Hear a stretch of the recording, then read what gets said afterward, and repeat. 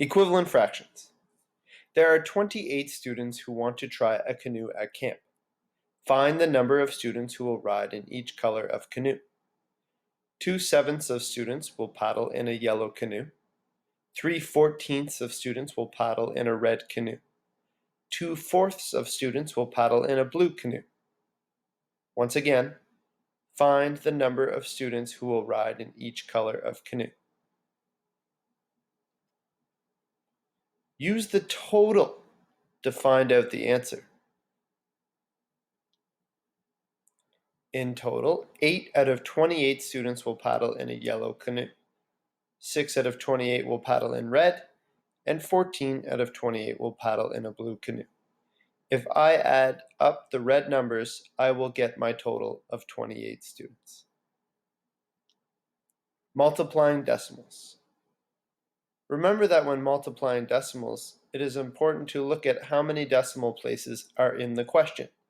In both of my examples, I have 2 decimal places in my question.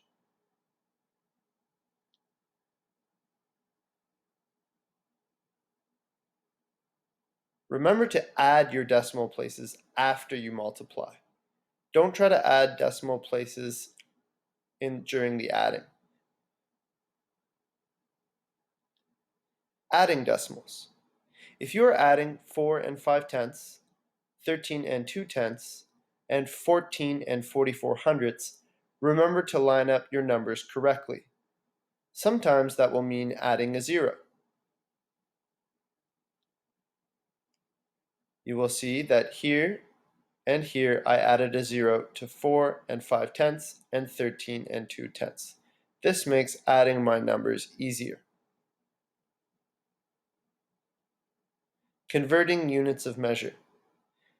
Here is a version of the chart that you are allowed to use during class. Let's convert 60 millimeters into meters.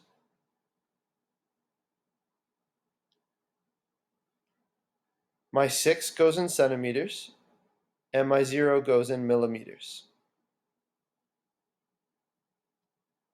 Remember when converting to move the decimal to the unit of measure desired.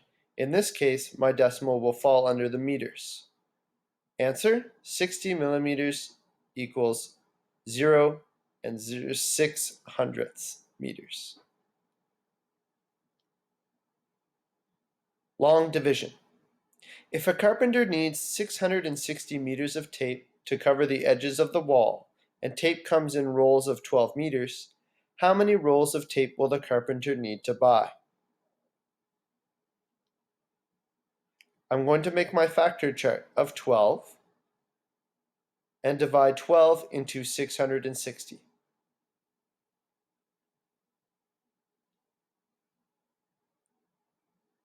After doing long division, I see that in my quotient I have a decimal.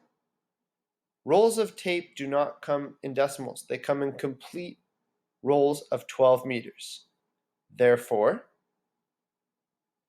my answer is 56 rolls.